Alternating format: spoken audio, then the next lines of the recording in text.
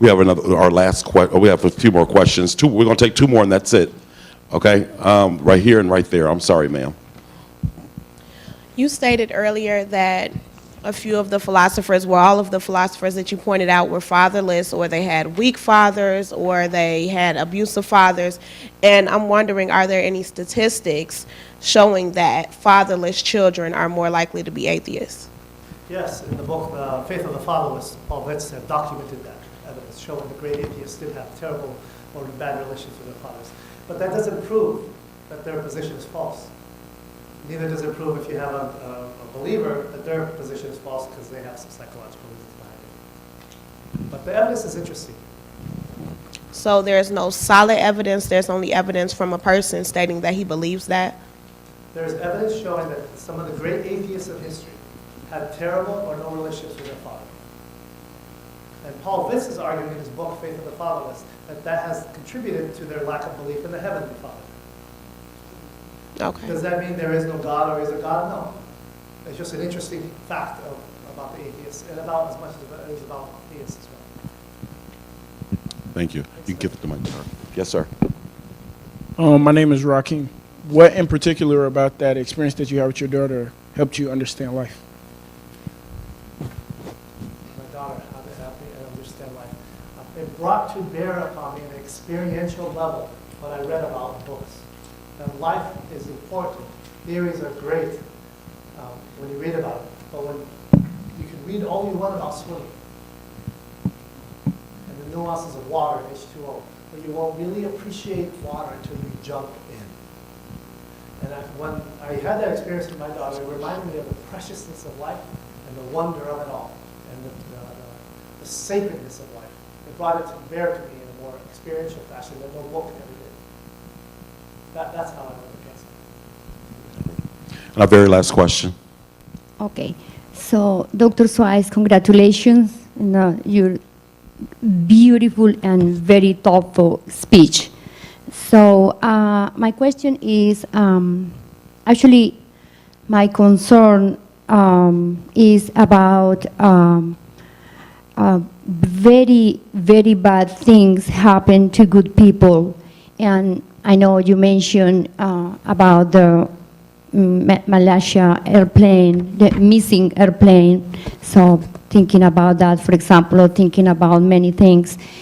In fact, I'm Catholic. I'm thinking about my own faith and my own religion.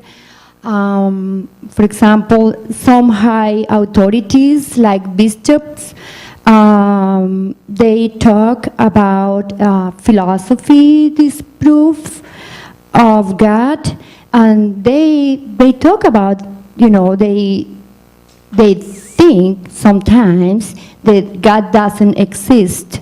So thinking about that, again, my thinking is about how come God, who is powerful, who is all those kind of adjectives that you mentioned today and that we know about God.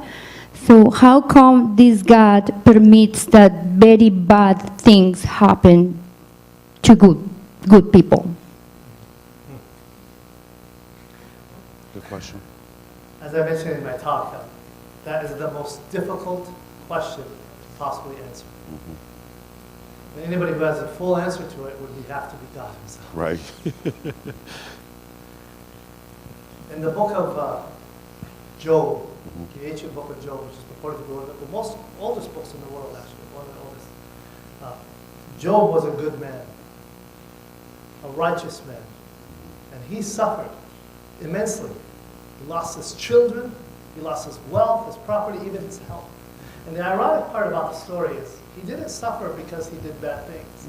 He suffered because he was good. He suffered because he was good. And there's a cosmic mystery about it all. And when Job would spend about 38 chapters back to back to back asking God questions, which is interesting, you should take a look at that book, it's fascinating. God finally appears at the end and he gives Job something Job didn't expect. Job wanted an answer. God gave him something different. He gave him himself.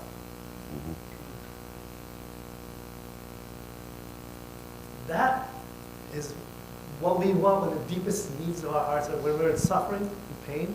We don't want just an answer from a theory. We want someone to come around, comfort us, and provide that sense of peace. When that sense of peace is there, maybe in the future sometime, one day, we may understand the reason. But Job wanted an answer, and God did not give him an answer. He actually asked him questions. One of the first questions God asked him was, where were you, Job, when I made the foundations of the world? Even if I gave you the answer, do you think your mind can even comprehend it? Right. Especially something deep like what happened to Job. He lost all 10 of his children.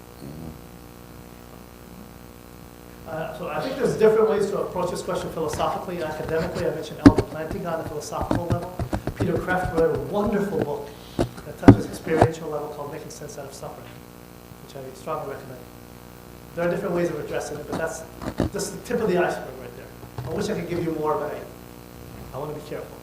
I'm going to heresy if I go.